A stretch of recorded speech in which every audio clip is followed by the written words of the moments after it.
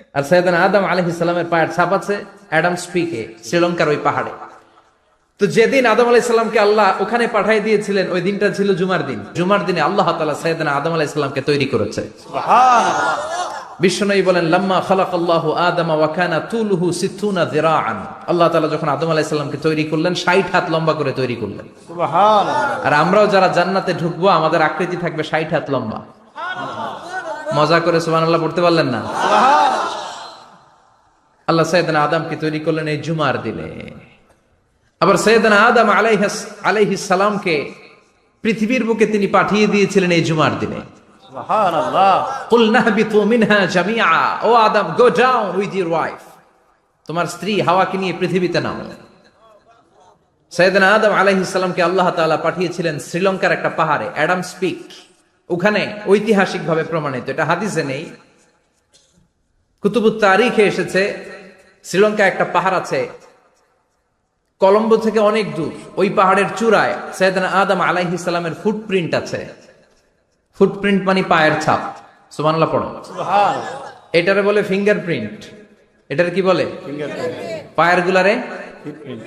একজনের আঙ্গুলের ছাপের সাথে একজনের আঙ্গুলের ছাপের মিল নাই। শুধু তাই না, আমার এ আঙ্গুলের সাথে এ আঙ্গুলের ছাপের কোনো মিল নাই। আয়াহসাবুল ইনসানু আল্লান নাজমা ইযামা বালা কাদিরিনা আলা আন নুসাউবিয়া বানানা।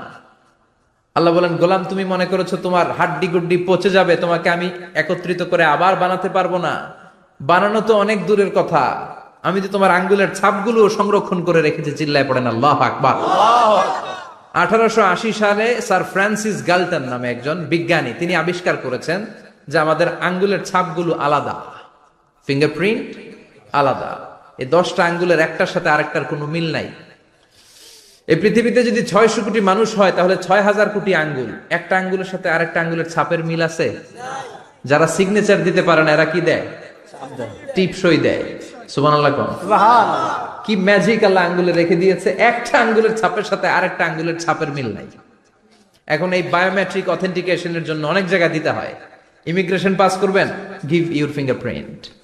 ভিসা করবেন, Schengen visa, European visa, provide your fingerprint first. Canadian এম্বাসিতে গিয়েছিলাম, সব আঙ্গুলের আলাদা আলাদা ফিঙ্গারপ্রিন্ট রেখেছে।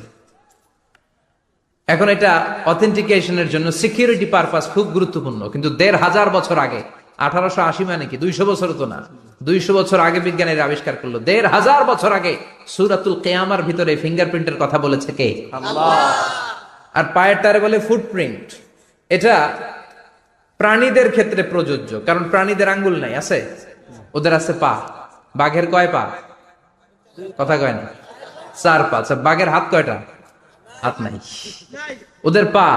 ফলে ওদের ফুটপ্রিন্ট লাগে। সুন্দরবনে কয়টা বাঘ আছে, এটার একটা হিসাব আছে। কি করে বলে, কেমন করে হিসাব করে? বাঘের কাছে যে গুনে, চেহারা তো একরকম, একটার 3 বার গণবে। কথা কন, কিভাবে গনে তাহলে? বাঘশুমারি হয় কিভাবে? ফুটপ্রিন্ট, পায়ের ছাপ। একটা বাঘের পায়ের ছাপের সাথে আরেকটা বাঘের পায়ের ছাপের কোনো মিল নাই। আবার কাবা ঘরের পাশে একটা ছোট্ট জায়গা আছে। এই জায়গার মধ্যে রব্বুল আলামিন সব নবীদের পিতা সাইয়েদনা ইব্রাহিম আলাইহিস সালামের ফুটপ্রিন্ট রেখে দিয়েছেন।